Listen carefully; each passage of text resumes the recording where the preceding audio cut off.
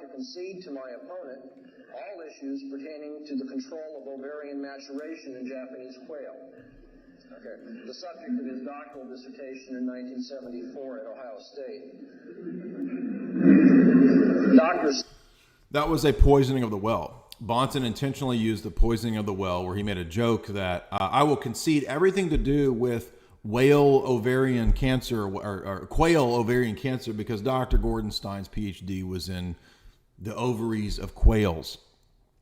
And so Bahmsen is poisoning the well by intentionally taking a jab at him and saying that you're not competent to be here debating philosophy. Nothing wrong with that because that's called rhetoric. The art of rhetoric utilizes jokes, jabs, subtle innuendos, and even insults at times. The greatest debates in history have included insults, jokes, and jabs. Go watch Peter Hitchens or anybody at Oxford debates, and you will find many, many examples of jokes, jabs, insults. It's part of rhetoric.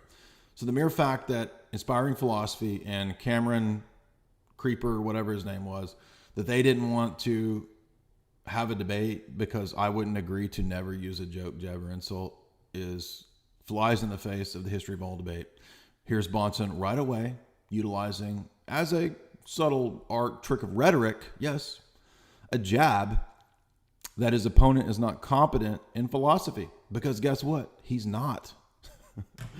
So if your insult or your joke turns out to be true, then you can do it. You can get away with it. Now, if I come to a debate and I'm just like, you're dumb, you're retarded, you're stupid, you're blah, blah, and that's all I have, that's not a debate, right? This is what all the most of the trads, they think that a debate is like just yelling and calling people idiots and trying to smear them on a personal level. That's not a debate.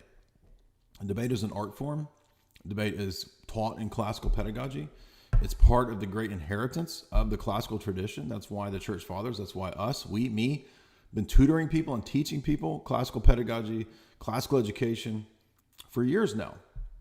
People pay for me to tutor them in these topics because it's a real thing, right? Nobody would pay me to tutor them if I didn't have the actual skills and ability to impart these skills to other people. So Bahmsen is correct. It's nothing wrong. There's nothing wrong with utilizing an ad hominem as a joke, perhaps, or a jab, or in this case, a poisoning of the well. And Bahmsen intentionally did that. Now, when Stein responds, that's the place for you to come back and respond with a joke, with a jab in response. Because wit, guess what? We're not robots exchanging algorithms. Wit, humor, those are parts of rhetoric. And if you don't have it, you're at a big disadvantage. And all the sourpusses, by the way, who come at me, have you noticed how many of them, they don't actually have any sense of humor? They can't make a joke. Like literally hardly any of them have ever made a joke. They can't make a crowd laugh. And I'm sorry, but if you can't make people laugh, you're at a huge disservice in persuading people to accept your opinions.